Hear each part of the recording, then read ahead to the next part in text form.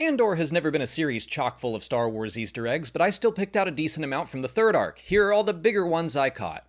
In the opening shot, we can see a Jabeam freight transport arriving at the Yavin base. That ship was first created for Obi-Wan Kenobi and was last seen under Roken's command. Bistan can be seen walking around the base in the background. He was the Iakaru first seen in Rogue One who goes down fighting in the Battle of Scarif. On Gorman, Imperial newscasters can be seen spreading propaganda with the help of camera droids similar to the ones that fly around the Galactic Senate in The Phantom Menace and other Star Wars stories. Partagaz says Krennic has had the lab on Edu working overtime to find a suitable replacement for Calkite.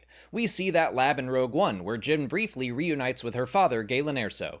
The security gates seen outside the Imperial headquarters on Gorman are similar to those we've seen in other Imperial installations like the Fortress Inquisitorius on Nur from Obi-Wan Kenobi. The concept of healing through the Force has been seen in many Star Wars stories like The Mandalorian, The Rise of Skywalker, Tales of the Empire, and tons of Legends examples. AL-1L3, or Allie, is a droid that can be seen walking around the Yavin base. She was first created for The Rise of Skywalker as part of the Resistance, and was said to have been witness to the Kessel droid uprising, which inspired her to rebuild herself similar to L337. General Draven returns to Andor. Played by Alistair Petrie, Davitz Draven first appeared in Rogue One, and his story continues on in the Star Wars comics, where he is eventually killed by Darth Vader himself. General Dodonna is also given a mention. That character first appeared in A New Hope, but was brought back for Rogue One, where he was played by Ian McElhinney. We see the return of the Imperial KX security droids. Their brutal attacks line up with how they fight in the Star Wars Jedi series of video games. Andor gives us a new introduction for K2SO, which overrides a one-shot comic that originally told that story.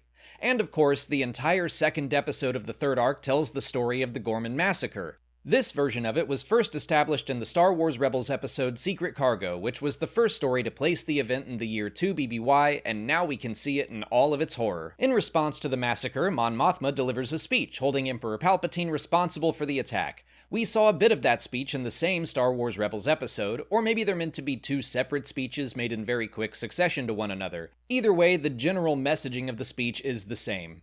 Inside the Senate, we can see Imperials in blue uniforms. That color has classically been reserved for members of Senate security going all the way back to The Phantom Menace. The Senate is being broadcast across SNN, which is written in Arabesh. I assume that stands for Senate News Network. After Mothma's speech and escape, it's said she's going to be brought somewhere else to deliver a new speech with a Gold Squadron escort. Once again, this is all from the Star Wars Rebels episode Secret Cargo. We see her and Gold Squadron travel to Dantooine with the help of Harrison Dula and the crew of the Ghost to finally rally the individual Rebel cells across the galaxy into a single Rebel alliance.